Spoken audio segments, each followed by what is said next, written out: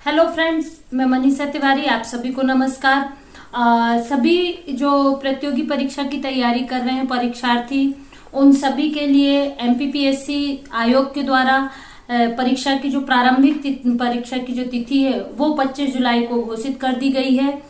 हम जैसे सभी को पता है कि कोविड के दौरान जो अप्रैल और मई का महीना बहुत ज्यादा पैनिक था और उस दौरान बहुत ज्यादा पढ़ाई नहीं हुई होगी, लेकिन अब हमारे पास सिर्फ बचे हैं 50 दिन।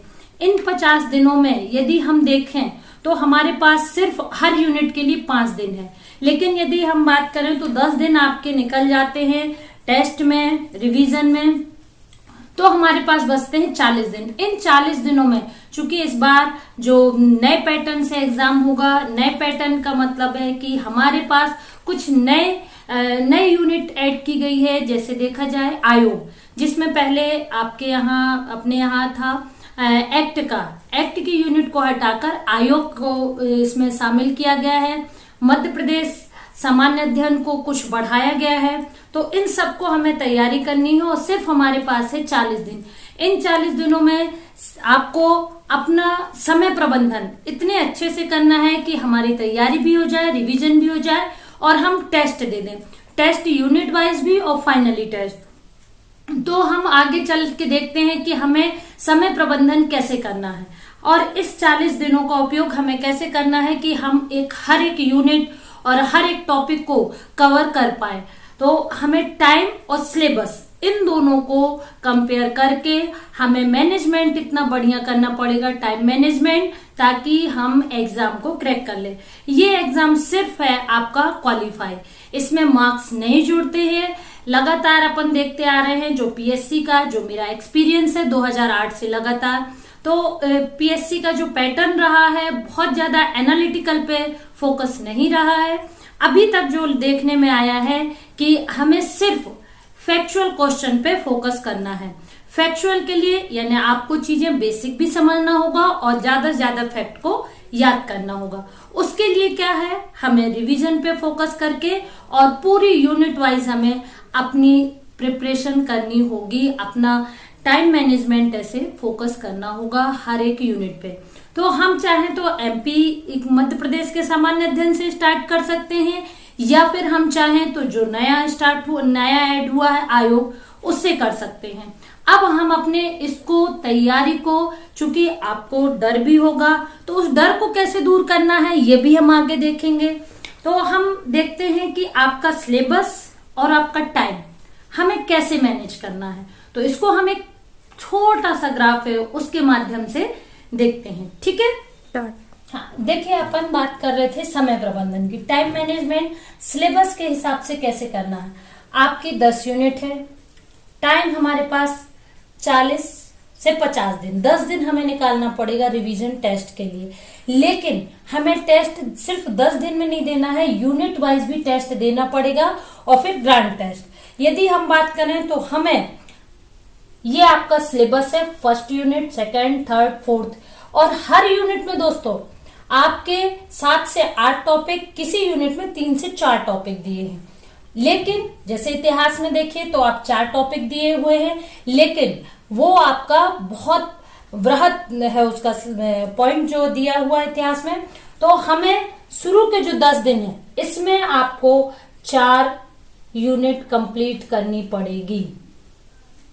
अब आप 10 दिन के बाद एनालिसिस करिए कि आप कहां पर पहुंचे। यदि आपने ये यूनिट कंप्लीट कर दी है तो आप अपने टारगेट में धीरे धीरे बढ़ रहे हैं। लेकिन इन 10 दिनों में यदि आप 4 यूनिट कंप्लीट नहीं कर रहे हैं तो फिर आपको दोस्तों आगे 10 दिन के लिए, अगले 10 दिन के लिए डबल मेहनत करनी पड़ेगी।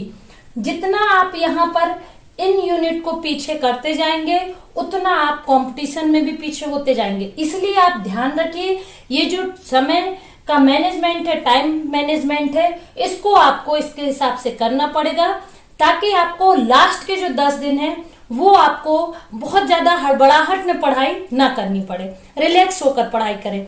क्योंकि आपका सबसे मेन इंपॉर्टेंट है जो ये आपके 40 दिन के बाद जो ये 10 दिन बचेंगे और जो लास्ट में एग्जाम देते हैं, वो 2 घंटे आप कैसे मैनेज करते हैं, वो सबसे इंपॉर्टेंट रहते हैं। तो वो कब कर पाएंगे आप, जब आप ऐसे पढ़ेंगे। ठीक है दोस्तों, आप शुरू के 10 दिन में 4 यूनिट कंप्लीट कर देते हैं। इसी के हिसाब से आपको इन 4 यूनिट का बीच बीच में टेस्ट भी लिया जाएगा। इसके बाद आपको नेक्स्ट 10 डेज में आपका अगला 10 दिन आता है। अगले 10 दिन में आप 8 यूनिट पर पहुंच जाएंगे। 20 दिन हो गए आपके। इसके बाद अगले 10 दिन की बात करें, 10 दिन नहीं 5 दिन, क्योंकि आपकी 8 यूनिट कंप्लीट हो गई है। फिर आप अपना एक बार एनालिसिस करिए 20 दिन में कि आप 20 दिन में कितनी यूनिट पर पहुंचे कंप्लीट करके। अब यदि आप यहां पर भी 1-2 यूनिट पीछे होते हैं तो फिर आगे आने वाले 20 दिनों में आपको फिर डबल मेहनत करनी पड़ेगी।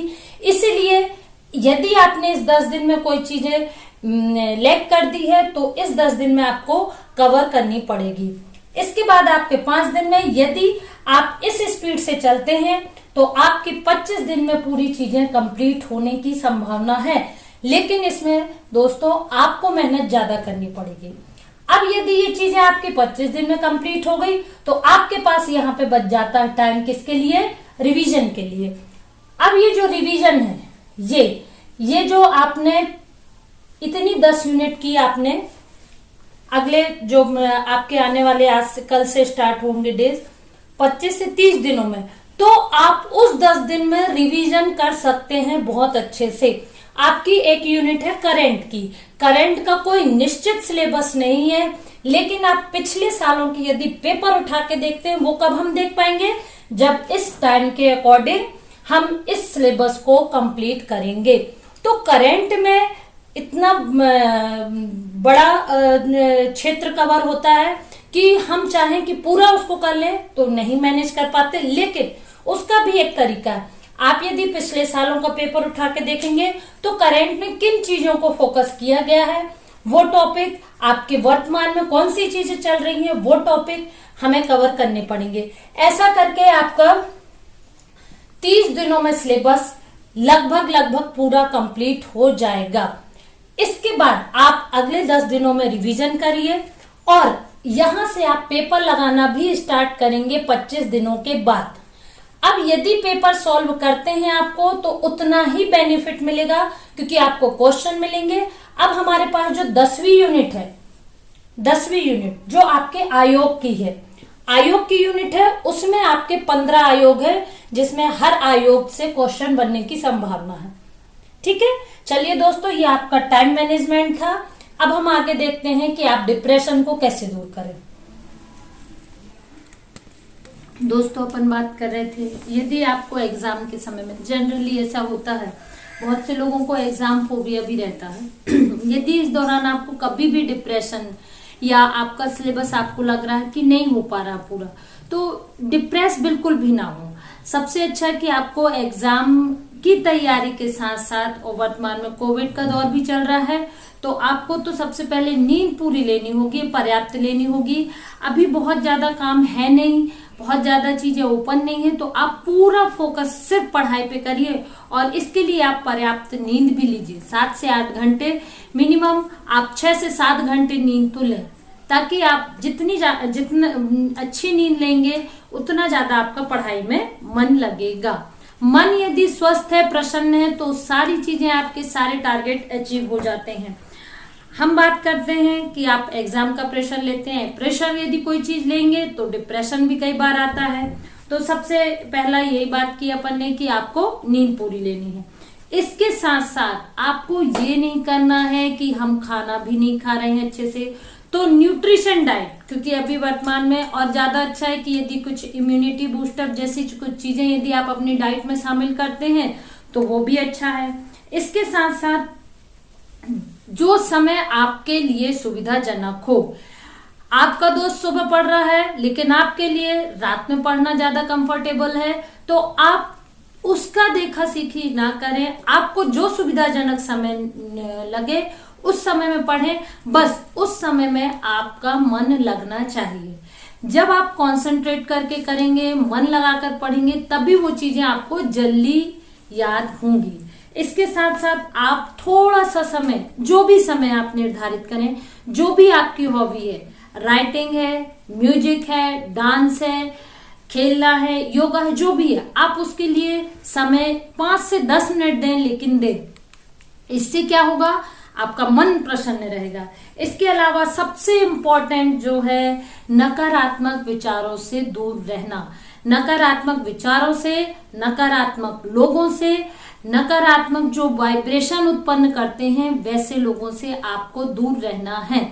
जो आपको बोले एक बार में एग्जाम नहीं निकलता है, जो बोले एमपीपीएससी में पोस्टें कम आई है, नहीं होगा, इतने लोग हैं, दोस्तों जैसे आपके साथ है कि इस दौरान पढ़ाई नहीं हुई होगी संभवतः, वैसे सभी लोगों के साथ हुआ। तो ऐसे नकारात्मक लोगों से बचने का प्रयास करें और नकारात्मक लोगों को अवॉइड करें, वो ज्यादा अच्छा है। जितने ज्यादा आप अपने आसपास सकारात्मक वाइब्रेशन लाएंगे, सकारात्मक लोगों से बात करेंगे, उतना ज्यादा आपका मन सकारात्मक चीजों में लगेगा और उतना जल्दी आपका सिलेबस पूर्ण होगा।